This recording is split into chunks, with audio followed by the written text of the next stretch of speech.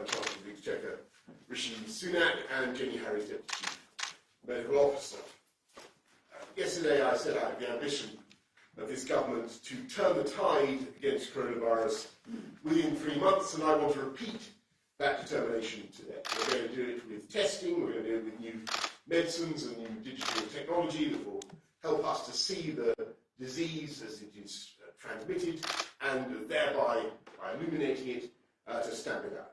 And above all, now we're going to defeat this disease with a huge national effort to slow the spread by reducing unnecessary social contact. And I want to thank everybody for following the guidance we issued on Monday to stay at home for 7 days if you have the symptoms, for 14 days if anyone in your household has either of the symptoms, a new continuous cough or a high temperature, to avoid pubs, bars, clubs and restaurants, to work from home if at all possible, keep washing your hands. And I know it's been tough, and I know it has been inconvenient, but these actions that we're all taking together are helping to take the strain off our NHS.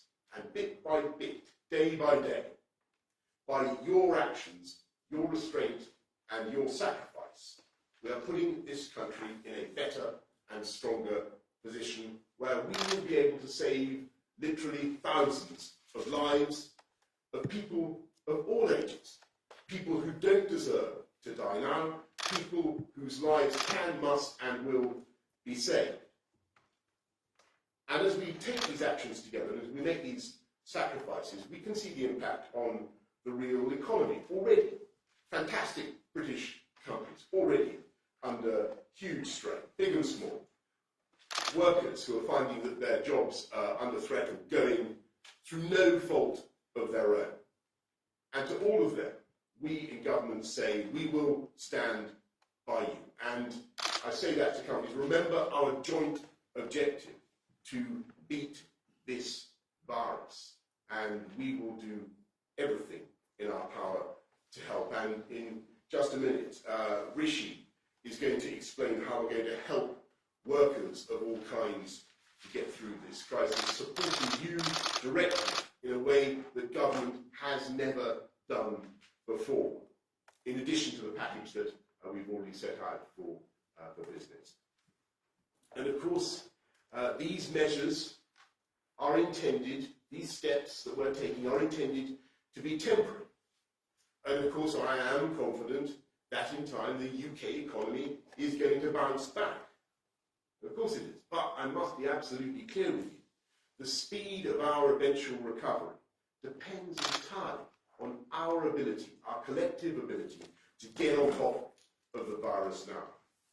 And that means we have to take the next steps on scientific advice, and following our plan, we are strengthening the measures announced on Monday, which you will remember. And already people made a huge effort to comply with those measures for avoiding unnecessary social contact, but we need now to push down further on that curve of transmission between us. And so, following an agreement between all the 4 nations of the United Kingdom, all the devolved administrations, we are collectively telling cafes, pubs, bars and restaurants to close tonight as soon as they reasonably can, and not to open tomorrow. Though, to be clear, they can continue to provide take-out services. We're also telling nightclubs, theatres, cinemas, gyms and leisure centres to close on the same timescale. Now, these are places where people come together, and indeed the whole purpose in many cases of these businesses is to bring people together. But the sad thing is, I'm afraid today, for now, at least physically, we need to keep people apart. And I want to stress that we will review the situation each month to see if we can relax any of these measures. And listening to what I have just said, some people may, of course, be tempted to go out tonight. And I say to you, please don't. You may think that you're invincible, but there is no guarantee that you will get mild symptoms, and you can still be a carrier of the disease and pass it on to others. So that's why, as far as possible, we want you to stay at home. That's how we can protect our NHS and save lives. I know, to repeat, I know how difficult this is and how it seems to go against the freedom-loving instincts of the British people. And I also know how much right now workers and business deserve the financial reassurance that we are giving. But we will get through this. We will get through it together, and we will beat this virus. And to round that point home, the more effectively we follow the advice that we are given, the faster this country will stage both a medical and an economic recovery in full. Thank you all very much. I'm going to pass now to Rishi, who's going to explain explain the financial support for workers. Thank you, Prime Minister. Good afternoon. The economic intervention that I'm announcing today is unprecedented in the history of the British state. Combined with our previous announcements on public services and business support, our planned economic response will be one of the most comprehensive in the world. Let me speak directly to people's concerns. I know that people are worried about losing their jobs, about not being able to pay the rent or mortgage, about not having enough set by for food and bills. I know that some people in the last few days have already lost their jobs. To all those at home right now, anxious about the days ahead, I say this: you will not face this alone. But getting through this will require a collective national effort, with a role for everyone to play: people, businesses, government. It's on all of us. To meet our commitment to that effort, I am today announcing a combination of measures unprecedented for a government of this nation. Our plan for people's jobs and incomes will protect people's jobs, offer more generous support to those who are without employment, strengthen the safety net for those who work for themselves, and help people stay in their homes. The first part of our plan is to protect people's jobs. This week, the government has taken unprecedented steps to fight the coronavirus. We have closed schools. We have told people to stay at home to prevent the spread of infection. We are now closing shops, restaurants, bars. Those steps are necessary to save lives. But we don't do this lightly. We know these measures will have a significant economic impact. I have a responsibility to make sure that we protect as far as possible people's jobs and incomes. Today, I can announce it for the first time in our history, the government is going to step in and help to pay people's wages. We're setting up a new coronavirus job retention scheme. Any employer in the country, small or large, charitable or non-profit, will be eligible for the scheme. Employers will be able to contact HMRC for a grant to cover most of the wages of people who are not working but are furloughed and kept on payroll rather than being laid off. Government grants will cover 80% of the salary of retained workers up to a total of £2,500 a month. That's just above the median income. And of course, employers can top up salaries further if they choose to. That means workers in any part of the UK can retain their job even if their employer cannot afford to pay them, and be paid at least 80% of their salary. The Coronavirus Job Retention Scheme will cover the cost of wages backdated to March the 1st and will be open initially for at least 3 months, and I will extend the scheme for longer if necessary. I am placing no limit on the amount of funding available for the scheme. We will pay grants to support as many jobs as necessary. And can I put on record my thanks to the Trades Union Congress, the CBI and other business groups for our constructive conversations. We said we would stand together with the British people, and we meant it.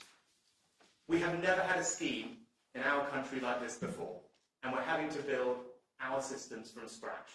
I can assure you that HMRC are working night and day to get the scheme up and running, and we expect the first grants to be paid within weeks, and we're aiming to get it done before the end of April. But I know that many businesses are hurting now. I've already taken extraordinary measures to make cash available to businesses through loans, grants and guarantees. I can announce today that the Coronavirus Business Interruption Loan Scheme will not be interest-free as previously planned for 6 months. It will now be interest-free for 12 months. And thanks to the enormous efforts of our critical financial services sector, those loans will now be available starting on Monday. And I will announce further measures next week on top of those the Governor and I have already taken to ensure that larger and medium-sized businesses can also access the credit they need. I'm also announcing today further cash flow support through the cash tax system. To help businesses pay people and keep them in work, I'm deferring the next quarter of VAT payments. That means no business will pay NA VAT from now until the end of June, and you will have until the end of the financial year to repay those bills. That is a direct injection of over £30 billion of cash to businesses, equivalent to 1.5% of GDP. Let me speak directly to businesses. I know it's incredibly difficult out there. We in government are doing everything we can to support you. We're paying people's wages up to 80% so someone can be furloughed rather than laid off to protect their jobs.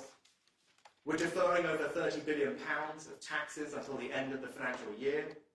We're lending unlimited sums of money, interest-free, for 12 months. We're abolishing business rates altogether this year if you're in hospitality, retail and leisure. We're providing cash grants of £25,000 for small business properties. The government is doing its best to stand behind you, and I am asking you to do your best to stand behind our workers. We're launching in the coming days a major national advertising campaign to communicate the available business support for businesses and people. Please look very carefully at that support before making any decisions to lay people off. It's on all of us. We are starting a great national effort to protect jobs. But the truth is we are already seeing job losses, and there may be more to come. I cannot promise you that no one will face hardship in the weeks ahead. So we will also act to protect you if the worst happens. To strengthen the safety net, I'm increasing today the universal credit standard allowance for the next 12 months by £1,000 a year. For the next 12 months, I'm increasing the working tax credit basic element by the same amount as well. Together, these measures will benefit over 4 million of our most vulnerable households. And I'm strengthening the safety net for self-employed people too, by suspending the minimum income floor for everyone affected by the economic impacts of coronavirus. That means self-employed people can now access in full universal credit at a rate equivalent to statutory sick pay for employees. Taken together, I'm announcing nearly £7 billion of extra support through the welfare system to strengthen the safety net and protect people's incomes. And to support the self-employed through the tax system, I'm also announcing today that the next self-assessment payments will be deferred to January 2021. As well as keeping people in work and supporting those who lose their jobs or work for themselves, our plan for jobs and incomes will help keep a roof over your head. We've acted already to make sure homeowners can get a 3-month mortgage holiday if they need it.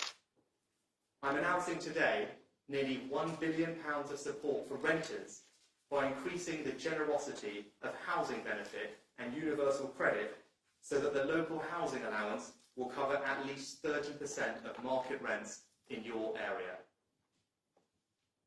The actions I have taken today represent an unprecedented economic intervention to support the jobs and incomes of the British people. A new comprehensive job retention scheme and a significantly strengthened safety net. Unprecedented measures for unprecedented times. Let me close with one final observation. Now more than at any time in our history, we will be judged by our capacity for compassion. Our ability to come through this won't just be down to what government or businesses do, but by the individual acts of kindness that we show each other. The small business who does everything they can not to lay off their staff. The student who does a shop for their elderly neighbour. The retired nurse who volunteers to cover some shifts in their local hospital. When this is over, and it will be over, we want to look back on this moment and remember the many small acts of kindness done by us and to us. We want to look back on this time and remember how we thought first of others and acted with decency. We want to look back on this time and remember how, in the face of a generation-defining moment, we undertook a collective national effort and we stood together. It's on all of us. Thank you. Thank you very much, Richard. Jenny, is there anything you want to say at this stage? Okay, well, perhaps you could help us field any questions from the scientific and medical point of view as they come. Can I go first to Alex Forsyth from the BBC? Prime Minister, thank you very much. The measures you've announced today will have a significant impact, not just on business, of course, but on people's lives. Can you tell us what has changed that's made you introduce these measures now? How long, if you can, do you see these measures lasting, and how do you plan to enforce them? And Chancellor, if I may, you talk about unprecedented measures that you're taking. How can you be sure that the tax and welfare system can cope to ensure that this support goes to those people who need it and need it quickly? Thank you. Thanks. Well, Alex, what we're doing today is really enforcing what we set out in the fourth part of our advice on Monday. I think people made a huge effort in the last 4 or 5 days to comply. We saw big reductions in people attending a lot of pubs across the country. A lot of effort was made by people to reduce unnecessary social contact, as we said. But it was becoming clear that in order to drive that curve down, to reduce the unnecessary social gatherings by 75%, which is what the science tells us we need to do to have an impact on that curve, then we need now to be making absolutely clear that we're going to enforce these closures, and so that's the pubs, bars, clubs, and so on that are mentioned, in addition to gyms, leisure centres, and so on. Now, how are we going to enforce it? Well, clearly there are licensing arrangements that will make it, I think, relatively simple to do. Should that really be necessary? I think in reality, we will enforce it strictly, but in reality, I think everybody can see the imperative of doing what is necessary, of protecting our NHS and saving lives. Richard. Alex, you're absolutely right to ask the question. I think when I was here earlier, I said it's all very well. It's easy for me to stand here and announce things, but I want to make sure that the help I'm announcing can get to the people that we want to benefit from it. And so that's why, as we've thought about what we're doing, there are various ways you can design job support schemes, and there are various ways that we can get extra money into our welfare system to strengthen the safety net. We have deliberately focused on scheme design and particular policies that we know are easy to operationalise quickly. And there are many ideas that people have about how to do all these things, and we've been looking through all of them. But I will put on record my thanks to the staff at HMRC and the Department for Work and Pensions they themselves will be under enormous operating pressure over the coming weeks and months, like all of us and every business. So as I said, we specifically designed this scheme to work in a way that minimises the operational complexity, and similarly with the welfare interventions that we've made, we have deliberately picked those that are absolutely the easiest and most straightforward and require the least manual intervention. Thanks, Rishi. Larissa Brown, Daily Mail. Thank you, Prime Minister.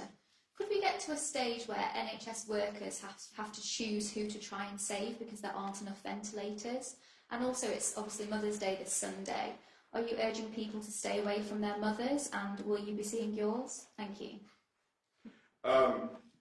On the first question about clinical judgments, doctors in the NHS, clinicians in the NHS already make very difficult judgments, but our objective, and the objective of this whole campaign, is to ensure that we flatten the curve, as we've been saying repeatedly over the last couple of weeks, we flatten the curve, but also we lift up the line of NHS resilience and capabilities. That means there's a massive effort going on right now to ensure that we do have enough ventilators, enough ICUs to cope. And that is why it's so vital that people follow the measures that we've outlined. And as for Mother's Day, look, I think my advice would be that people should really think very carefully about, irrespective of whether they're visiting their mothers, that any elderly person who may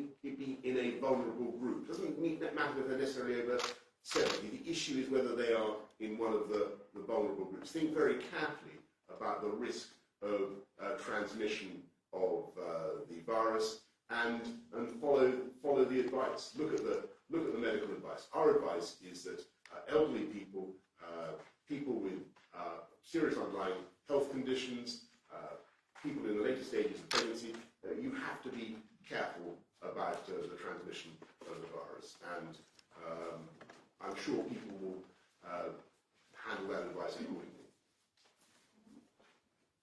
And I'm in regular contact with all members of my family, but I'll be working very hard on Sunday, I can tell you that much. I'll certainly be sending her my very best wishes. Hope to get to see her. Shahab Khan, thank you. Prime Minister, there's been an escalation in the measures that you've been recommending and advising and now ordering. Are we going to get to a stage where there are further measures that you consider, including potentially limiting transport and movement of people around the country? And to the Chancellor, if I may, will this wage protection scheme cover those on zero-hour contracts? If so, given that so many people on zero-hour contracts do not have a set salary every month, how will their wages be determined and who will determine them? Yeah, look, Shab, on transport, I don't know whether you were here yesterday. Transport is fundamental to our ability to deliver vital public services. I was pretty clear that we don't want, for instance, to immobilise the tube or our major transport networks. You know, it's just too important for the delivery of crucial public services. Yes, and on those, everyone who's covered by the scheme, it covers everybody who is on the PAYE system through a company. So we're publishing detailed guidance shortly, but depending on your particular employment contract, it might be different depending on who you are. Zero hours covers a variety of different situations, but it may well be that you are on a PAYE scheme and have a set of regular earnings, and it will be covered depending on your particular circumstance. I can't generalise for every single person's employment status, but in general, our desire here is to cover as broad a range of people as possible. We've wanted to make it as comprehensive a scheme as possible for those in employment, which is why we haven't limited by company, by sector, by size of business. We're deliberately targeted to do as economy-wide an intervention as we can. Sam Coates, Sky News. Chancellor, you've announced an extraordinarily large package today. Do you have any sense of how much it will cost per month? And presumably it will be funded by borrowing. So can you guarantee that this package will be available month after month, up to maybe 18 months, which some of the scientific studies suggest might be the duration of what we're facing? Jenny Harris, millions of children broke up today for the last time from school. Could you just be crystal clear about what children should and shouldn't do from Monday? Can they go to the park, go to the playground, have play dates with their friends? I know there's a lot of confusion out there. And Prime Minister, Sky News has talked to a senior emergency medicine consultant in a South London hospital today. He's just warning about the dangers ahead, the fact that they're not set up for the huge numbers of ventilators needed, the disbelief they feel at the queues outside the supermarket with people too close together and calling for more lockdown, and warning that we could be in a situation worse than Italy, and upset at what they call the falsely placed sense of optimism they see amongst some politicians. What is your message to that, Doctor? Can I start, Sam? Yep. You're right, it is a significant intervention. We've thought through that, and our intention is to finance the package through the government's normal debt management operations. As we've already announced, the Treasury and the DMO, Debt Management Office, are shortly to publish a comprehensive update to the gilt financing remit. That will be done in April. And of course, the DMO, Treasury and Bank of England are coordinating closely to support the functioning of the gilt markets, and we're very confident that we can finance it in that way. So I've got a very simple answer to that. I think there should be some guidance published today from the Department for Education, which has had clinical and scientific input. The basic strand running through all of these measures is about social distancing and reducing the totality of our social interactions. That applies to children just as it does to the rest of us. But also there is a balance there between maintaining physical and mental well-being when we're going through what will be, for all of us, quite a stressful period. So for children who are at home, a family or a household group usually has the same sort of exposure risk. So put nicely, that just means it's okay for them to play together usually in their own home environment, kick a ball around in the garden if they have one.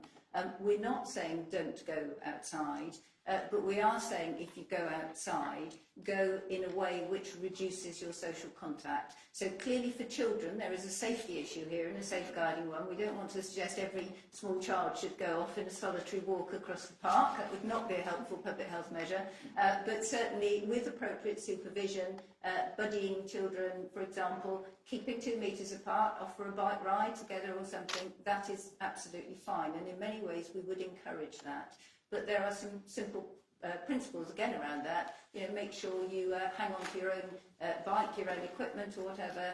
Wash your hands regularly. If you've got coughs and sneezes, obviously use a tissue. All the things that we've been encouraging people to do. So very much we want children. The weather is getting better. We want children to be exercising, but to do so not in groups. And I think one of the issues is where you have team games, for example. It's not just the team game itself which can be problematic, so I would not encourage those, but it's even, the most important bit also is the social element around it. So if everybody piles up in shared cars, that's not a good thing to do, and if everybody tried, they won't be able to now, but if everybody tried to go to a cafe or restaurant afterwards, that would also not be a good thing to do. So exercising fine, but cut right down on the social connections.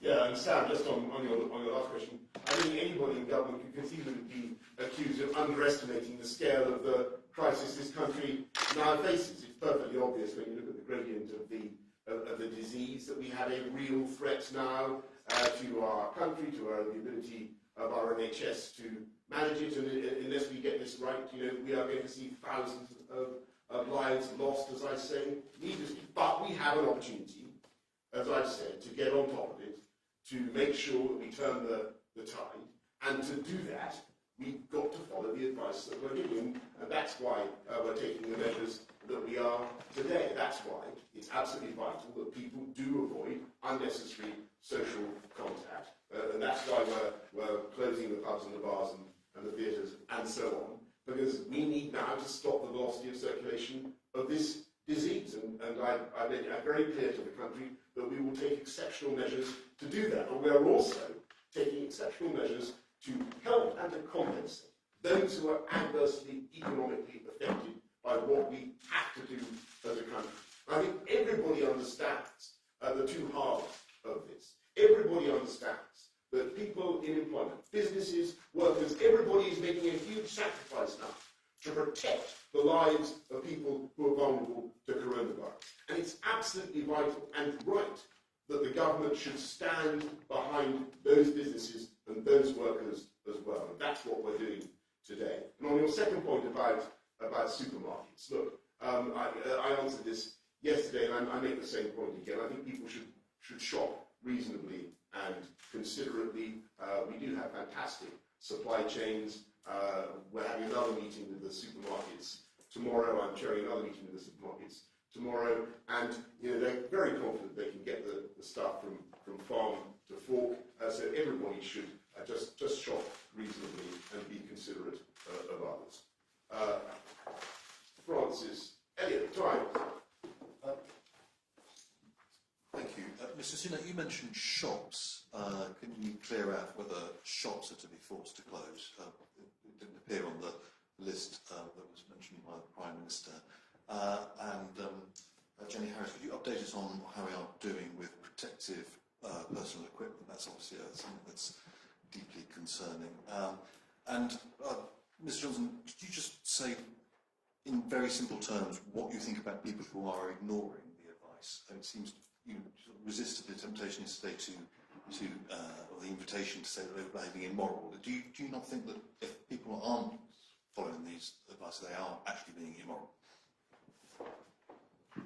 Yes. No, just very specifically, the list that the Prime Minister gave and Jenny outlined is a specific list. I'm just talking in more general terms, but there's a very specific category of places where social contact happens, which is significant to the spread of the virus, which Jenny has spoken to and can speak to again, but I meant very specifically the places that she and the virus that I've referred to already.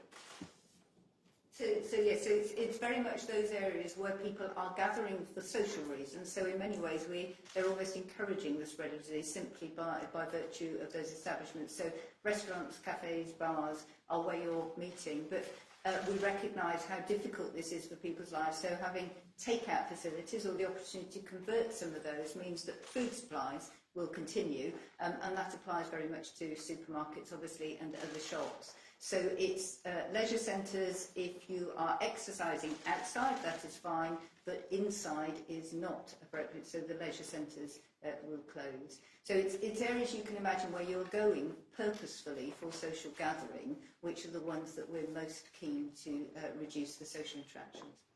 Yeah. Sorry, PPE. Sorry, PPE, yes. PPE. So the country has a perfectly adequate supply of personal protective equipment, PPE at the moment, that encompasses quite a wide range of different gowns, masks, gloves, all sorts of things. There have been, I think, some differential deliveries, if you like, in some areas, which has caused a degree of concern recently. That is completely resolved now.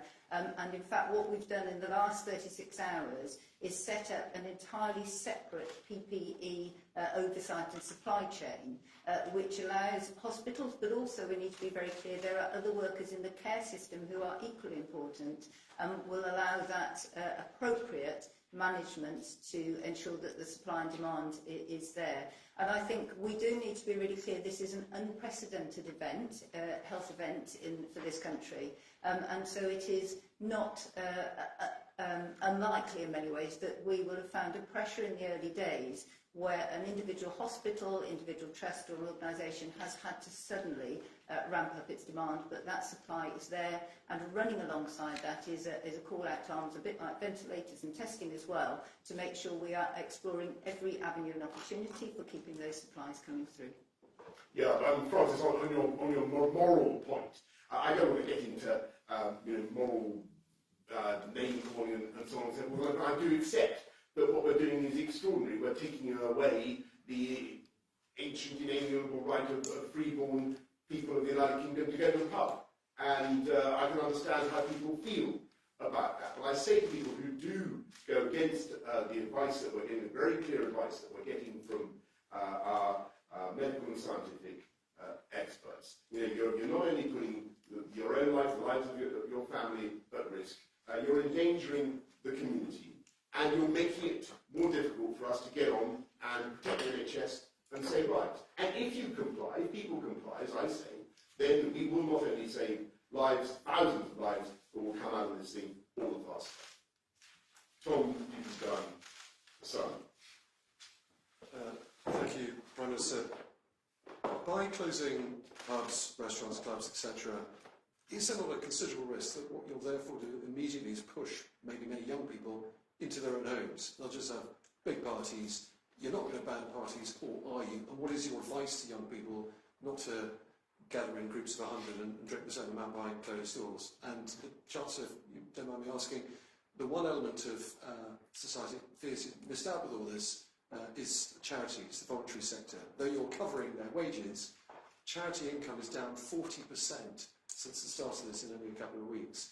They've asked you for a bailout as well. Will you now consider that? Tom, thank you. So, in terms of support for the charity sector, the significant business rates relief schemes that we operated in the last week or two will certainly benefit them, which will have direct cash flow benefit to them, and they are covered by today's intervention, which I would underscore is significant. In terms of more support for voluntary and community groups, that's something that I'm actively talking to the Secretary of State for Communities for, and especially as we try and look after the most vulnerable in our communities, it may well be that we should increase funding for local voluntary community groups to help with that, and that's something that we're actively looking at. But just to underline more broadly, the scheme that I've outlined today is unprecedented in scope and scale for a British government, and it is an enormous commitment by us to British jobs and British workers. This is going to be difficult, but we are with you through this, and we are doing absolutely everything we can to support your jobs and to support your incomes through this time. Yeah, and Tom, on your point about young people, obviously we can't forbid every form of socialising between human beings. Of course we're not doing that, but on the other hand, what we are saying is that the risk is, not just for young people, the risk is that they will become vectors of the disease for older relatives with potentially fatal consequences. And we ask people to think about that. And that's why we're taking the steps that we're taking, the decisive steps we're taking in respect of places that actually invite people to socialise. That's why we've issued very strong advice that we have. And I really hope everybody takes it. I'm afraid we have to wrap up now because we've got more things to go and weigh and do. But two important things that I hope you'll take away from today, two important bits of news. Yes, we are telling pubs, bars, restaurants, clubs to close, gyms, leisure centres. We're telling them to close. And it's a huge wrench to do that. Everybody understands that. It's a huge wrench. And it's heartbreaking to think of the businesses that will face difficulties as a result of the measures this country has had to take. But that is why we are also simultaneously announcing a quite exceptional package of support, and not just for businesses, but for individual workers. And our message to business is that we will stand behind you, and we hope that you will stand behind your workers.